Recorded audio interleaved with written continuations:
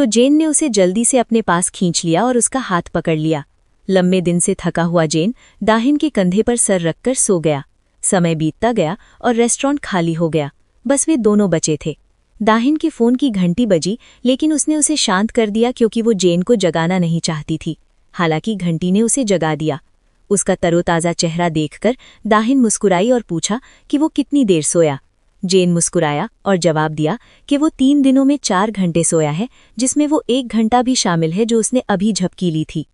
Dinner की बाद जेन ने दाहिन को घर छोड़ा। अलग होने से पहले उसने उसे पिछली रात इंतजार कराने की भरपाई के लिए अच्छी नींद लेने को कहा। अगर उसने ऐसा किया तो वो उसे माफ कर देगी। जाने से पहले जेन ने उसे कसकर गले लगाया और इंतजार कराने के लिए माफी मांगी। अगली सुबह अपनी कंपनी में एक ट्रेनिंग कोर्स पूरा करने के बाद जेन फिर से काम में व्यस्त हो गया।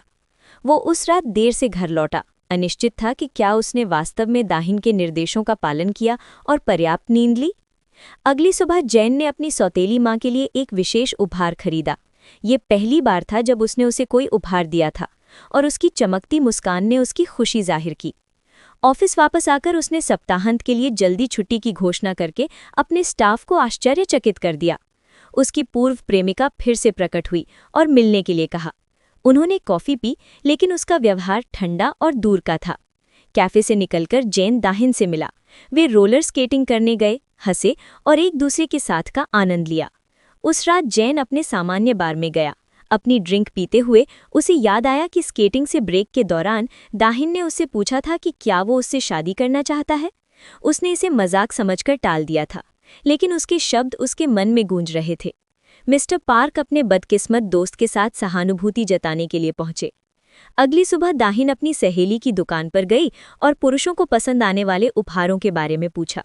हुनजिन ने मजाक में 1 बिलियन वॉन की कार या 100 मिलियन वॉन के बारे में कहा, लेकिन उसने अंततः स्वीकार किया कि पुरुष वास्तव में महिलाओं को चाहते हैं। घर जाते समय जेन का सामना ताहा से हुआ और उसने एक दार्शनिक व्याख्यान शुरू कर दिया। परेशान होकर ताहा ने मॉल तक दाहिन का पीछा करने का फैसला किया। खरीदारी के दौरान दाहिन एक घड़ी की दुकान में दाखिल हुई, लेकिन कीमतें देखकर जल्दी ही बाहर निकल आई। बाहर एक छोटी बच्ची रोती हुई उसके पास आई क्योंकि वो खो गई थी। ताहा, जो वहां मौजूद था, उसने बच्चे को उसकी मां से मिलाने में दाहिन की मदद की। बाद में उसने दाहिन को डिनर पर आमंत्रित किया और उसका नंबर मांगा, लेकिन उसने अपने बॉयफ्रेंड का जिक्र करते हुए मना कर दिया। इसके बावजूद वो चुपके से इस ध्यान से खुश थी।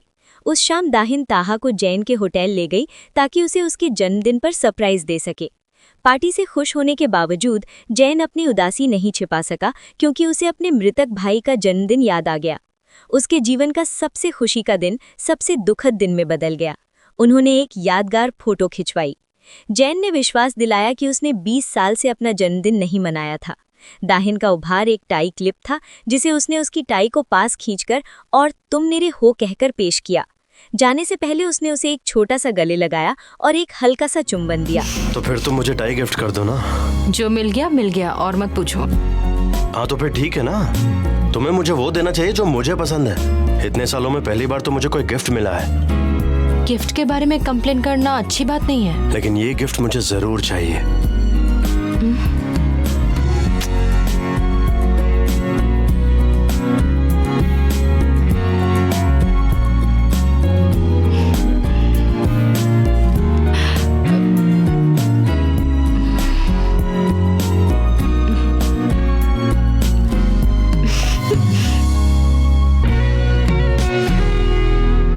घर वापस आकर उसे अपनी सौतेली माँ का जन्मदिन का फोन आया, जिसने उसके विचारशील उपहार के लिए आंसू के साथ उसे धन्यवाद दिया।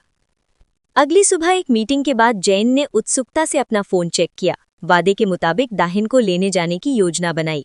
वो उसके मैसेज से स्तब्ध रह गया। उसे किसी जरूरी काम से जाना था। जेन ने वापस मैसेज करके पूछा कि क्या बात है, लेकिन कोई जवाब नहीं मिला। पता चला कि दाहिन की माँ अचानक मिलने आई थी और ये एक जरूरी मामला था। एक पड़ोसी ने दाहिन की माँ को बताया था कि उनकी बेटी एक अमीर आदमी को डेट कर रही है और वो चिंतित थी कि वो क्या कर रही है।